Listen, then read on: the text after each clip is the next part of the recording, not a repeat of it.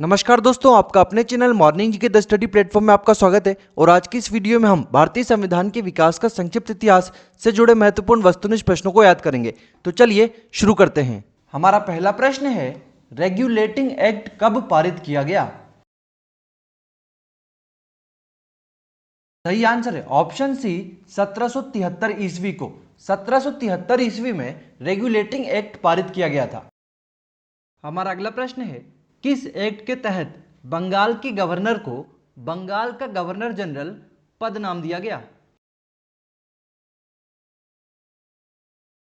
सही आंसर है option B 1773 ईस्वी का रेगुलेटिंग एक्ट। 1773 ईस्वी के रेगुलेटिंग एक्ट के तहत बंगाल के गवर्नर को बंगाल का गवर्नर जनरल कहा जाने लगा। हमारा अगला प्रश्न है, 1773 ईस्वी रेगुलेटिंग एक्ट के अंतर्गत कलकत्ता में 1774 ईस्वी में उच्चतम न्यायालय की स्थापना की गई, जिसके प्रथम मुख्य न्यायाधीश कौन थे?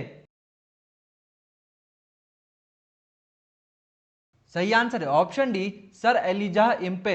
1773 ईस्वी रेगुलेटिंग एक्ट के अंतर्गत कलकत्ता में 1774 ईस्वी में उच्चतम न्यायालय की स्थापना की गई थी और इस उच्चतम न्यायालय के प्रथम मुख्य न्यायाधीश सर एलिजाह इम्पे थे। हमारा अगला प्रश्न है, किस अधिनियम के तहत बंगाल के गवर्नर जनरल को भारत का गवर्नर जनरल कहा जाने लगा? सही आंसर है ऑप्शन ए 1833 ईस्वी का चार्टर अधिनियम। 1833 ईस्वी के चार्टर अधिनियम के तहत बंगाल के गवर्नर जनरल को भारत का गवर्नर जनरल कहा जाने लगा। हमारा अगला प्रश्न है, किस अधिनियम में भारत को ब्रिटिश अधिकृत भारत कहा गया? सही आंसर है ऑप्शन सी 1784 ईस्वी पीट्स इंडिया एक्ट। 1784 ईस्वी पीट्स इंडिया एक्ट के तहत भारत को ब्रिटिश अधिकृत भारत कहा गया। हमारा अगला प्रश्न है, कंपनी के व्यापारिक अधिकार समाप्त कर केवल राजनीतिक कार्य करने थे, यह किस एक्ट का प्रावधान था? सही आंसर है ऑप्शन ए 1833 ईस्वी का चार्टर अधिनियम। 1833 ईस्वी के चार्टर अधिनियम के तहत कंपनी के व्यापारिक अधिकार समाप्त कर दिए गए और उनका कार्य केवल और केवल राजनीतिक कार्य अर्थात भारत पर शासन करने का था। हमारा अगला प्रश्न है, महिलाओं को वोट देने का अधिकार पहली बार किस अधिनियम में दिया गया? सही आंसर है ऑप्शन सी मॉन्टेग्यू चेम्सफोर्ड सुधार भारत शासन अधिनियम 1919। मॉन्टेग्यू चेम्सफोर्ड सुधार भारत शासन अधिनियम 1919 के तहत महिलाओं को पहली बार वोट देने का अधिकार मिला। हमारा अगला प्रश्न है, किस एक्ट के द्वारा भारत में ईसाई मिशनरियों को प्रवेश करने व धर्म प्रचार की अनुमति दी गई थी?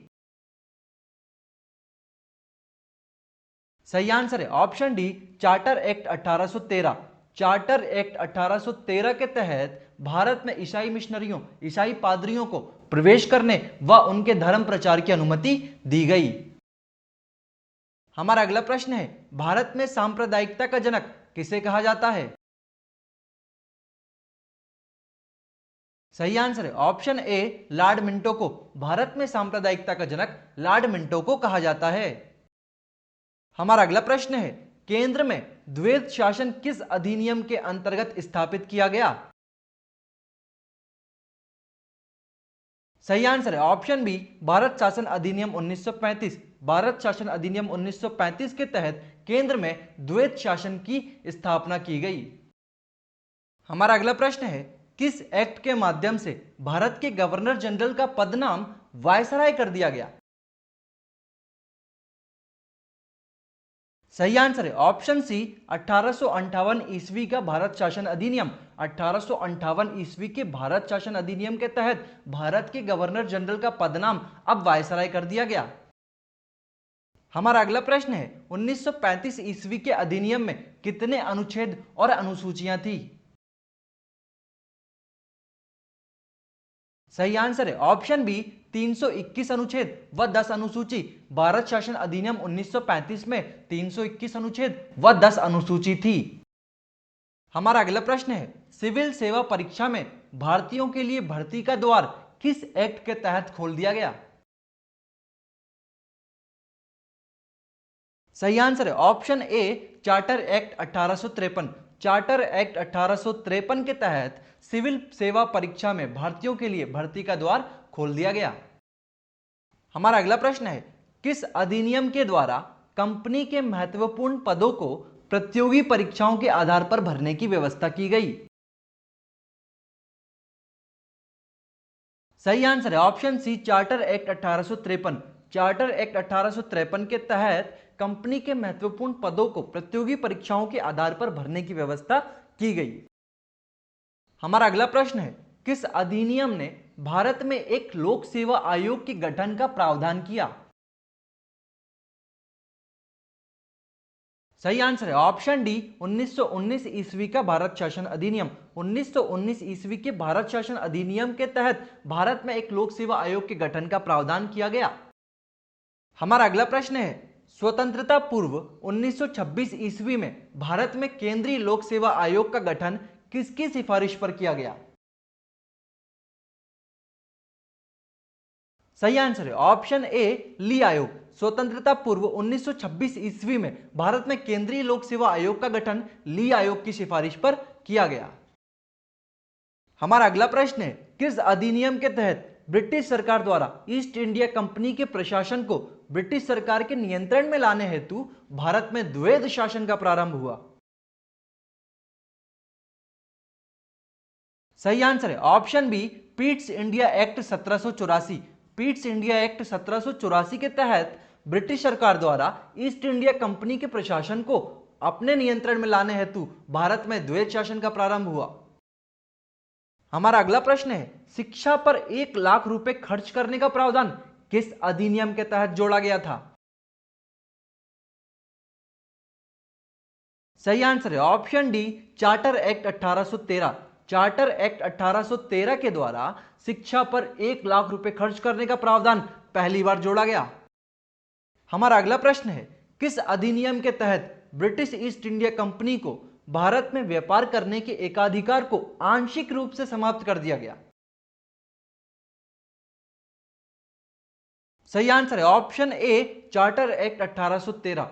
चार्टर एक्ट 1813 के तहत ब्रिटिश ईस्ट इंडिया कंपनी को भारत में व्यापार करने के एकाधिकार को आंशिक रूप से समाप्त कर दिया गया।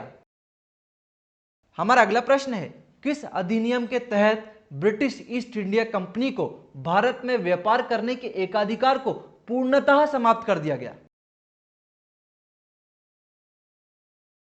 सही आंसर है option C, charter act 1833। Charter act 1833 अधिनियम के तहत ब्रिटिश ईस्ट इंडिया कंपनी को भारत में व्यापार करने के एकाधिकार को पूर्णतः समाप्त कर दिया गया। हमारा अगला प्रश्न है, भारत में पहली बार विधिक परामर्श हेतु गवर्नर जनरल की परिषद में विधि सदस्य को किस अधिनियम के तहत जोड़ा गया? सही आंसर है option C, charter act 1833। Charter act 1833 अधिनियम के तहत भारत में पहली बार विधिक परामर्श हेतु गवर्नर जनरल की परिषद में विधि सदस्य को जोड़ा गया। हमारा अगला प्रश्न है, किस अधिनियम के तहत गवर्नर जनरल की परिषद के विधायी एवं प्रशासनिक कार्यों को अलग कर विधि परिषद का गठन किया गया? सही आंसर है ऑप्शन डी, चार्टर एक्ट 1853 अधिनियम के तहत गवर्नर जनरल की परिषद के विधायी एवं प्रशासनिक कार्यों को अलग कर विधि परिषद का गठन किया गया। हमारा अगला प्रश्न है, किस अधिनियम के तहत भारत का शासन कंपनी से लेकर ब्रिटिश क्राउन राजा के हाथों में सौंपा गया? सही आंसर है ऑप्शन ए, 1858 ईस्वी का भारत शासन अधिनियम। 1858 ईस्वी का भारत शासन अधिनियम के तहत भारत का शासन कंपनी से लेकर वहां के ब्रिटिश क्राउन राजा को सौंप दिया गया। हमारा अगला प्रश्न है, किस अधिनियम के द्वारा बोर्ड ऑफ डायरेक्टर्स तथा बोर्ड ऑफ कंट्रोलर द्वैध शासन को समाप्त कर दिया गया? सही आंसर है ऑप्शन बी, 1858 ईस्वी का भारत शासन अधिनियम। 1858 ईस्वी का भारत शासन अधिनियम के तहत बोर्ड ऑफ डायरेक्टर्स तथा बोर्ड ऑफ कंट्रोलर जो द्वैध शासन था उसे समाप्त कर दिया गया। हमारा अगला प्रश्न है, किस अधिनियम के तहत भारत में शासन संचालन के लिए ब्रिटिश मंत्रिमंडल में एक सदस्य के रूप में भारत के राज्य सचिव की नियुक्ति की गई? सही आंसर है ऑप्शन ए 1858 ईस्वी का भारत शासन अधिनियम। 1858 ईस्वी के भारत शासन अधिनियम के तहत भारत में शासन संचालन के लिए ब्रिटिश मंत्रिमंडल में एक सदस्य के रूप में भारत के राज्य सचिव की नियुक्ति की गई। हमारा अगला प्रश्न है, किस अधिनियम के तहत भारत में दास प्रथा को विधि विरुद्ध घोषित कर दिया गया तथा 1843 ईस्वी में उसका उन्मूलन कर दिया गया? सही आंसर है option B charter act 1833। Charter act 1833 के तहत भारत में दास प्रथा को विधि विरुद्ध घोषित कर दिया गया और 1833 ईस्वी में इसका उन्मूलन, उसको समाप्त कर दिया गया। हमारा अगला प्रश्न है, किस अधिनियम के द्वारा महारानी विक्टोरिया को भारत की सम्राज्ञी घोषित किया गया?